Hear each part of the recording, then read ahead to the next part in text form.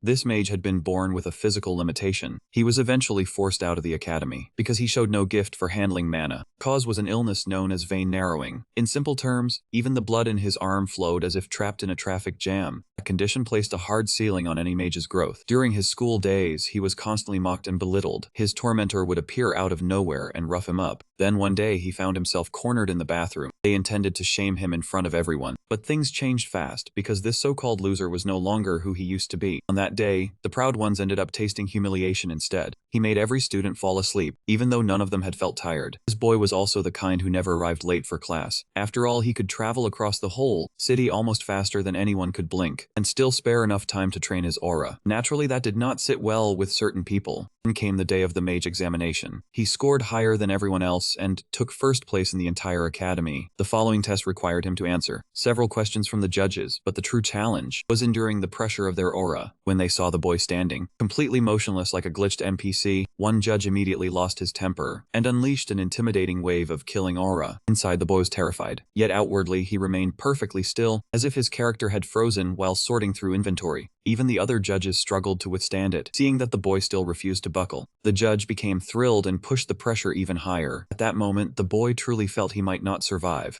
Some judges were even losing the meal they had eaten the day before, until another judge had no choice but to intervene. That man grew curious about how a 14-year-old boy could remain standing so calmly right in front of him, while even the other judges were already bringing their lunch back up. The unstoppable one gathered an absurd amount of aura, enough that even the little princess was charmed by his riz. And now she was about to fall victim to some horizontal cardio. The truth behind all of this is that he had returned to the past, and this time he came back with outrageous power. He had already installed the cheat code and was ready to begin taking over the academy corridors. Russell Raymond was a noble student attending a magic academy, yet he was unable to properly control his mana. Because of that, he was soon cast aside as a hopeless case. His father had fallen in the war against the Empire, and with no other path left, Russell roamed the world while earning a living as a mercenary. The only piece of his old life he still carried was a ring marked with a dragon's eye. Then one day, after his luck had finally hit rock bottom, and every last coin was gone, he accepted a job cleaning dust from a museum. Inside, he discovered the remains of an ancient dragon at its very core. The instant he approached, his ring trembled, awakened the ancient dragon, and the creature passed on its power before sending him back to the time when Russell Raymond was still studying at the academy. In a flash, he found himself back in the past, barely catching the sound of his teacher shouting before something else followed. Then came the sharp, unmistakable smack of a book striking him on the head. He snaps back to his senses as the teacher scolds him for dozing off during class. Naturally, Russell Raymond has absolutely no idea what is happening. He also cannot understand why Professor Hughes is standing there, since, as far as he remembers, Hughes should already be dead. He scans the students around him, then lowers his gaze to his own body. Only then does he realize that, somehow, he has been sent back into the past. Meanwhile, Hughes punishes him by throwing him out of the classroom. He still cannot figure out what kind of magic could have dragged him back like this. But once he starts thinking more carefully, becomes certain it must have something to do with the dragon that spoke to him. Then he realizes his ring has vanished, and for a brief moment, he wonders whether his mother might be involved. Just then, the professor comes out of the classroom. Although our boy quickly apologizes, Hughes still does not seem satisfied. He remains displeased and tells Russell to come to his office for a private conversation. Even though Russell Raymond is clearly in trouble, he strangely finds the situation comforting. That feeling lasts only until someone smacks him hard on the back of the head. Of course, it is the familiar gang of bullies showing up to bother him again. One of them, a blonde boy, steps forward and tries to strike the protagonist, Raymond, once more. However, his friend holds him back, warning him that the teachers are watching. Russell Raymond immediately recognizes the blonde boy as Anton. Anton glares at him fiercely and orders him to follow them to the bathroom if he cares about staying safe. As they walk away, Hughes feels oddly thrilled to experience all of this once again. Then a system message appears, ordering him to teach the bullies a harsh lesson, with a magic stone offered as the reward. At this point, Raymond has no idea what sort of illusion he is seeing. But before he can properly think it over, Anton calls out again, saying Raymond can either follow them or try to run. Either way, they do not care. Since these fools are clearly asking for trouble, Russell Raymond decides to handle them first. After spending years as a mercenary, Anton's petty threats and hostile looks feel almost laughable to him. They are nothing compared to the monsters he once faced in battle. To Russell, These guys seem more like harmless stuffed bears. Once they step in the bathroom, Anton immediately starts running his mouth at Russell Raymond, but the protagonist snaps back without hesitation and insults him as an insect-faced jerk. The three bullies are shocked by his confidence, but they are not willing to retreat. They clearly have no intention of backing down. The most impatient one draws back his fist, ready to throw a punch. Hughes moves past him in an instant and lands a heavy blow that sends him crashing to the floor. Seeing that, the second bully rushes at Russell Raymond as well. He is struck just as firmly and collapses after a single hit. Even then, Anton is not frightened at all. Instead, he appears even more confident than before. He tosses aside his smoke punishment and prepares to fight, mocking Raymond as he swings. He says that since Russell Raymond cannot use magic, he must have learned some cheap martial arts, fitting for someone from a fallen family. Anton then slides 4 rings onto his fingers and reminds the protagonist that even if magic is forbidden, small artifacts are still permitted. With that, he charges at Hughes, but Hughes calmly catches the incoming fist and twists Anton's wrist. Anton's knees nearly give out as the pain overwhelms him. Russell Raymond fixes him with an icy stare. The look alone shakes Anton badly. Russell grows furious that someone like Anton would dare mention his family. One final punch brings the fight to an end. After giving the bullies a painful lesson, the protagonist, Raymond, leaves the bathroom and sits down with his back against the wall. He wonders whether he may have gone a little too far. At that moment, the system notification appears before him again. Just as promised, he receives the lowest grade magic stone. The moment it drops into his hand, the system instructs him to consume it. Russell Raymond is not entirely sure whether eating it is really a good idea. Still, he assumes it may be another gift connected to his second chance at life, so he begins. He starts chewing the stone and is surprised to find that it actually tastes good. Then, all at once, a red energy known as mana rises around his body, wrapping him as the screen confirms he has absorbed the mana inside the stone. Then he senses something stirring in his chest and panics briefly. Before long, he realizes what is happening and places a hand over his chest, trying to steady himself, and then notices the man nearby. The energy he consumed begins to flow out, so he calms himself and lets it take effect. The screen appears again, stating that the mana in his circle is rising. It is not merely increasing. The magic circle around his heart is absorbing it. Still, he keeps himself composed. He feels relieved now that everything is finally settling into place. Then a smile spreads across his face, because this feels like discovering a hidden treasure. With this new approach, he may finally overcome the narrow mana vein that has always limited him. As if his family's collapse and being expelled from the academy had not been enough, he had also been forced to endure something else. He had to survive as a third-rate mercenary. Now, it seems he may finally change that fate. Feeling renewed, he walks down the hallway, and not long after, Russell Raymond knocks on Professor Hugis's door, and after being invited in, he enters. He steps into the room, and the old professor tells him to take a seat. Russell sits down uneasily, while Hughes calls his name in that familiar tone adults use when trouble is coming. Professor Hughes tells him that he has not seemed like himself today. Trying to understand what is going on, he begins guessing at the cause before finally asking whether Russell Raymond is currently struggling with something difficult. The professor says he heard rumors that some classmates have been mistreating him and asks if that is the reason. Russell remembers the warm memories he shared with Professor Hughes in his previous life. He also recalls how the man never once gave up on him. When it is his turn to answer, he smiles and finally says what he had always wanted to say. There is no need to worry. The old professor is taken by surprise, and Russell quietly thinks to himself. He thanks him for asking. Hughes clears his throat and says that caring for students is simply a teacher's duty. He then adds that Russell will still be punished for falling asleep in class today. Hughes opens the book in front of him and warns that the punishment will not be simple. He assigns an analysis report on a difficult textbook section that even senior students struggle with. As he explains, the screen appears once more. It announces a new mission. Complete Professor Hugis's assignment. The system explains that extra rewards can be earned depending on his performance and Professor Hugis's satisfaction. The reward includes another low-grade, Great Mana Stone, along with something else called Daria. Russell Raymond's eyes widen the moment he realizes it. Even homework can be treated as a mission. The professor notices his reaction and asks whether the assignment is too difficult. Russell Raymond says that it is not. Then he thanks the professor. Later, after several hours, Russell Raymond completes the assignment. He thinks it is nowhere near as difficult as it had seemed before. In his previous life, he had spent a great deal of time studying magic theory because he was poor at using mana in actual combat. But in this new life, he has something else to focus on. Something just as important as studying itself. That is mana vein training. Russell Raymond recalls one mercenary job where he fled from a monster, explaining that a mana vein is the route mana travels through after being drawn in by breathing. It then moves through the mana veins and gathers inside the heart. In the memory, the monster charges toward him and slams forward. One of its huge claws strikes the ground, and Russell quickly reacts. He leaps aside. While running, he glances back and sees the monster attacking again. He explains that releasing mana outside the body is known as magic. In the flashback, he forms a circle spell and sends flames from his hands in a powerful burst that engulfs the monster. However, the stronger the mana veins, the more mana one can hold and the faster it can be released. When the flames fade, the monster remains completely unharmed. His attack lacked the strength to injure it, and realizing the danger, he tries to create a shield against the monster's next strike. Before he can complete the spell, a sudden impact hits him. The monster knocks him away with its tail. The beast then rushes in to end the fight. Still in the memory, Russell Raymond explains that his condition made battles with monsters almost unbearable. He ends up lying on a rock, barely conscious. When he finally wakes, another impact sends him deeper into a hollow stone. He wonders whether the heavens pitied his misfortune or whether it was mere chance. Either way, that fall led him into an underground space. As he gets up, he groans and tries to find an exit. Instead, he discovers two grimoires packed with mysterious secrets. He walks over and reaches for them. One book is titled Overvein, while the other is called Wizard Body. Back in the present, Russell Raymond sets out again to continue training his mana veins. He explains that Overvein strengthens the body while expanding a person's mana veins. The book Wizard Body teaches a method of training that gradually turns muscle tissue into part of the mana vein system. In other words, the stronger the body becomes, the stronger and more stable the mana veins grow. Russell remembers that when he attempted this as an adult, the results were minor. But now, while his body is still developing, the effects should be far greater, so he trains intensely. He is determined to overcome his narrow mana veins in this life. A little later, he keeps going until sunset. At last, the protagonist drops beside a tree to rest and admits he is utterly exhausted. Then he tells himself that he did well, and that this should be enough training for today. All at once, the screen appears again, saying the ancient skill training mission Overvein requires him to run 5 kilometers, but so far he has only completed 5 out of 5. The reward for completing the full 5 kilometers is a greater speed increase while training the skill, and Russell grimaces as soon as he reads it. To push him onward, the system had arranged it. He can repeat this mission once per day while training Overvein. It also warns him that, based on his condition, his progress will cause the required running distance to rise little by little. After he reaches a certain Overvein level, this mission will no longer appear. Feeling uneasy, Russell asks why everything has to move so quickly. It sounds almost like a warning, so he chooses to continue training. He knows this chance barely came to him, and he cannot simply stay where he is and watch it disappear. After forcing himself onward, he reaches 1.4 out of 5 kilometers, and then pushes it further to 2.7 out of 5. By that point, his legs are trembling badly. The pain grows so intense that he has to stop, feeling as if his knee might give out. He checks the screen and sees he has reached 3.6 kilometers, which at least means the finish is getting close. So he gathers himself for one last push. Using every bit of strength he has left, Russell runs desperately to reach the target. Late that night, the notice finally appears saying the mission is complete and the rewards are ready. He collapses, feeling one more step might finish him. Even then, the breeze brings a faint smile to his face. Right after that, he wonders how he is supposed to return to the dorm. The next morning, Professor Hughes reviews Russell's report and is stunned by how detailed it is. He looks at Russell and asks whether he truly wrote the whole thing himself. Russell answers with a sly smile, saying that he did. The professor notices the confidence in his response. In the end, Hughes says he is very satisfied with the report. Then the screen appears once more, announcing that the mission is complete and a reward is on the way. His rewards are another low-grade mana stone, and one more gem of equal size. He also deepens his understanding of summoning, gaining more power, lower mana consumption, and faster casting. Russell understands that as his insight improves, his strength rises with it. Without hesitation, he decides to take full advantage of that. Hughes compliments his work and tells him he may leave. Before heading out, Russell asks the professor for a favor. After listening to the request, Hughes asks why he wants permission to use the faculty library, saying the student library should already contain enough books for him. Our guy replies that he has already read every book in the student library. Finding that hard to accept, Hughes asks if he truly read them all, and Russell says yes. The professor admits it is surprising, but allowing him into the faculty library is a different issue. He says the protagonist must pass a few tests first, and the protagonist immediately brightens, agreeing that it is only fair. Not long after, several mission windows appear, each connected to completing the tasks Hughes assigned in exchange for rewards. While running, Russell thinks about the number of assignments the professor gave him and decides the man is truly demanding. Even so, since stronger theory leads to stronger magic, he tells himself the effort will be worthwhile. He swears he will gain access to the Academy's advanced knowledge no matter what. Before long, he remembers that each mission also rewards him with a mana stone, making it a benefit in 2 different ways. As he drinks some water, someone approaches and calls him by his full name. The boy is Anton, and he seems connected to Koma. Anton says his friend Koma suffered because of Russell, who immediately fires back by asking what the problem is and whether Anton came looking for payback. Anton laughs, saying it would be absurd to come all this way only for revenge, and his friends laugh along with him. He tells the protagonist to stop flattering himself, because nobody would waste effort taking revenge on worthless trash like him. Anton says he would rather simply crush him. As he passes by, he purposely bumps Russell and reminds him they will meet again. In class, Russell remembers they have one soon and wonders why Anton sounds so certain. Then it suddenly comes back to him that the class they share is practical, magical combat, where students are evaluated through training matches against one another. The troubling part is that in his past life, Anton constantly humiliated him in that class. Russell remembers Anton using fire magic against him, then standing over him with a smile while mocking him. He mocked him for having weak mana veins. Russell cannot believe he forgot they had to face that class again. He needs to prepare quickly, since late is still better than never. Then the screen announces a new mission. Reach the second circle by deepening his understanding of his existing attributes. That day, he spends all his time completing every task Hughes assigned, continuing to work without stopping, until night falls and then the next morning arrives. He brings a stack of papers to Professor's office to submit the completed assignments. The system displays several notices for each task, informing him that the missions are complete and the rewards are ready. At night, Russell returns to the dorm after a productive day and decides to examine his rewards. He looks at the roughly 10 mana stones the system gave him and wonders how to use them. As he picks them up, uncertainty begins to creep in. He questions whether his body can endure several mana stones at once without something going wrong. In the end, he accepts the risk and takes them, telling himself to trust the training he has done. A few seconds later, he puts all 10 stones into his mouth and swallows them. For a moment, nothing happens, but then mana surges outward, suddenly surrounding his entire body. The effect intensifies, and a bright light floods the room. A searing pain begins spreading through his body. It moves rapidly toward his heart. He opens a passage through his mana veins, and Russell shapes that route to direct the flow. He continues guiding the mana, steadily forcing it to move toward his heart. The pain is clear, but he bears it and begins forming another circle around his heart, just like the first, aiming for the second circle. If he makes even one mistake, his heart may not hold out. The protagonist proceeds with extreme care. He continues shaping the second circle, but near the end he pauses, terrified of destroying everything. Even so, retreat is no longer possible. There is no going back, so he completes it. His veins immediately start drawing in mana as soon as he concentrates and finishes the circle. No matter the price, Russell refuses to quit, knowing this is essential if he wants to become a world-class mage. He vows that he will reach the second circle. Then a dazzling flash shoots through the window, making it look as if he has burst apart. A moment later, Hughes wakes on the floor and realizes he succeeded. He had finally broken through to the second circle. As mana courses through his body while he lies there, the system announces the mission is complete and prepares his rewards. His grasp of elemental attributes has greatly improved, strengthening every elemental spell. The following morning, the professor reviews every report Russell submitted. He blurts out in shock and admits he can hardly believe Russell completed so many assignments in such little time. After that, he says there is one last question before granting him access. It is simpler than the previous ones. Among the 4 structures that form magic, which is the most important? The question leaves the protagonist stunned and silent. Seeing that, Hughes begins regret asking a question he himself had only recently understood, not wanting to pressure him too much. The professor quickly rises and offers to choose another question. But Russell, who had stayed silent, starts answering anyway. Hughes is taken aback by Russell's confidence. Surprised that he truly has an answer, the professor falls quiet and listens. Russell says the most crucial part of magic is the caster's mental image. For a brief moment, the professor stops and thinks about that response. Then Hughes asks why he sees it that way. Russell considers his words carefully before explaining that magic means using mana to bring something into reality. That entire process is divided into 4 separate stages. The first is assimilation, where one studies the laws behind natural phenomena. The second is mental imagery, where that knowledge is visualized in the mind. The third is construction, where formulas are created to turn the image into reality. The final stage is manifestation, when the spell appears in the real world through the formula. He continues, construction and manifestation can be mastered through study and persistence, but mental imagery is different. It cannot be achieved through effort alone. What determines its level level is courage, the boldness to surpass one's boundaries and imagine freely. To demonstrate, Russell extends his hand and creates a small flame. He explains that he can imagine the flame as an arrow, and if he does, it becomes the second circle spell fire arrow. Instantly, the fire in his hand reshapes itself, and he says he could just as easily imagine it as something else. The flame would obey that image and transform into a completely different form. He explained, imagination should never be trapped inside fixed limits, because only then can someone create something the world has never witnessed before. The professor listens intently and agrees with everything. Russell Raymond says everything begins with understanding the world, then bending its rules to create something beautiful. He extinguishes the flame and finishes with complete confidence. Professor Hughes. Hughes has listened from start to finish, silently amazed by how impressive the protagonist has become. Finally, he speaks. He says Russell has confirmed exactly what he suspected. With a smile, Hughes tells him the student library is now too small for him. At that moment, the system announces the mission to enter the first floor of the professor's library is complete, and Russell receives 2 low-grade mana stones. Later that day, he steps into the first floor of the professor's library. The space is much larger than he imagined, immediately drawing his attention. Feels completely different from the student library. He quickly scans the shelves and selects several books. Then he takes a seat and begins reading. To him, these books are far more valuable than the ones he usually finds. Suddenly, a woman enters the library and observes Russell Raymond from behind. She eventually speaks, saying he has chosen a rather interesting book. The protagonist, Raymond, is startled by the voice and realizes he is not alone. He drops the book and turns around at once. Yet strangely, no one is there. Then he notices the woman has somehow appeared directly in front of him. She motions for him to look ahead. Dressed like a mage, she feels familiar, and Russell Raymond soon recognizes her. The woman smiles, and he realizes she is Daria Snow White, master of the Tower of Flame. He